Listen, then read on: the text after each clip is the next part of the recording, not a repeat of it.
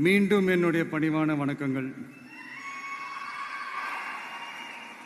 நான் இன்னைக்கு எதுவும் பேச வேணான்னு தான் நினைச்சேன். பட் ஒரு முக்கியமான ஒரு விஷயத்தை பற்றி இன்னைக்கு நான் பேசலைன்னா அது அவ்வளோ கரெக்டாக இருக்காதுன்னு எனக்கு தோணுச்சு. அதான் அது என்னவா இருக்குன்றது நீங்களே கெஸ் பண்ணியிருப்பீங்க. எஸ், நீட்டை பற்றி தான்.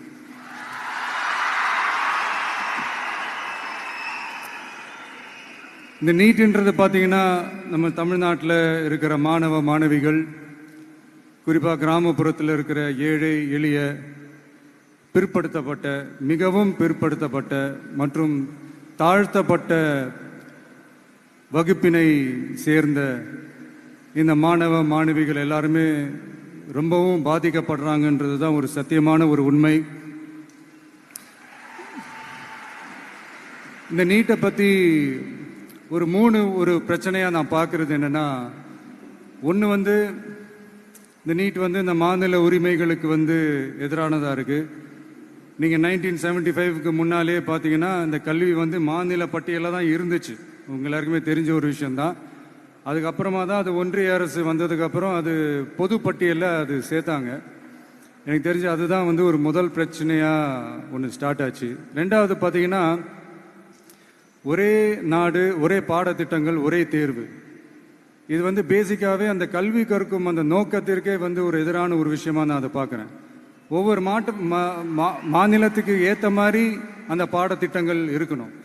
இது நான் மாநில உரிமைகளுக்காக மட்டுமே இதை நான் கேட்கல. நீங்கள் பார்த்தீங்கன்னா அந்த கல்வி முறையில் பல்வேறு கண்ணோட்டங்கள், பல்வேறு பார்வைகள், டிஃப்ரெண்ட் பெர்ஸ்பெக்டிவ்ஸ்னு ஒன்று சொல்லுவாங்க இல்லையா, அப்படி அதுக்கு ஒரு முக்கியத்துவம் கொடுக்குற ஒரு விஷயமா அது இருக்கணுன்றதான் என்னுடைய பார்வை.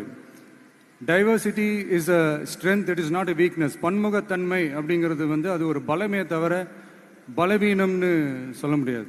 இதில் இன்னொரு முக்கியமான ஒரு விஷயம் என்னன்னா, மாநில மொழியில் படிச்சுட்டு, ஸ்டேட் சிலபஸில் படிச்சுட்டு, என்சிஇஆர்டி சிலபஸில் தேர்வு வச்சா அது எப்படிங்க? அதுவும்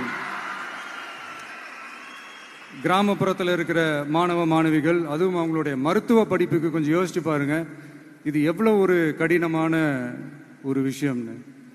மூணாவது நான் பார்க்குற ஒரு பிரச்சனை என்னன்னா, இப்போ போன மே மாதம் 5ஆம் தேதி அந்த நீட் எக்ஸாம்லாம் நடந்துச்சு. அதில் சில குளறுபடிகள்லாம் நடந்ததா நம்ம நிறைய அந்த செய்திகள்லாம் பார்த்தோம், படித்தோம் இல்லையா.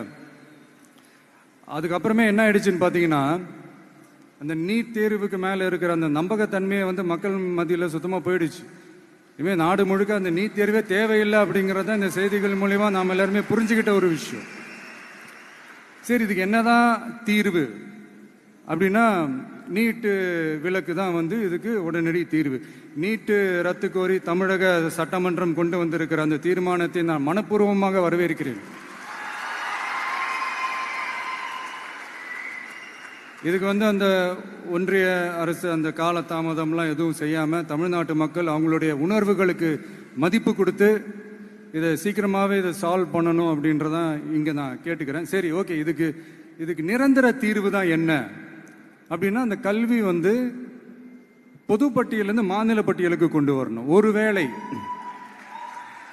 ஒருவேளை அதில் ஏதாவது சிக்கல்கள் இருக்கு அப்படின்னா ஒரு இடைக்கால தீர்வா இந்த இந்திய அரசியலமைப்பு சட்டத்தை திருத்தி ஒரு ஸ்பெஷல் கன்கரண்ட் லிஸ்ட், சிறப்பு பொது பட்டியல் அப்படின்னு ஒன்று உருவாக்கி அதுல கல்வி மற்றும் சுகாதாரத்தை அதுல சேர்க்கணும்.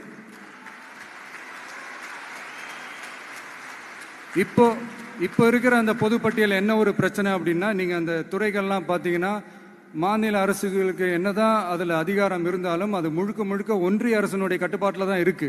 அதனால மாநில அரசுகளுக்கு அந்த முழு சுதந்திரத்தை அது தரப்பட வேண்டும் அப்படின்றதான் இங்கே என்னுடைய தாழ்மையான ஒரு வேண்டுகோள்.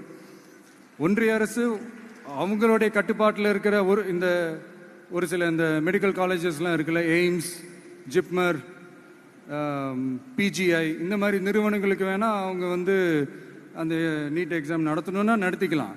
பட் இங்கே அந்த பிரச்சனை என்னன்னா, இது என்னுடைய ஒரு சஜஷன் தாங்க. இது நடக்குமா? உடனே நடக்காதுன்னு எனக்கு தெரியும். அப்படியே நடந்தாலும் அதை நடக்க விட மாட்டாங்கன்னு எனக்கு தெரியும். ஸோ அதனால் இந்த சந்தர்ப்பத்தில் என்னோட சஜஷனை உங்ககிட்ட அதை நான் பகிர்ந்துக்கணும்னு ஆசைப்பட்டேன். இதுதான் என்னுடைய தனிப்பட்ட ஒரு கருத்து நீட்டை பற்றி. ஸோ மற்றபடி வேறு ஒன்றும் இல்லை. வந்திருக்கிற என்னுடைய friends, learning is fun, education is celebration.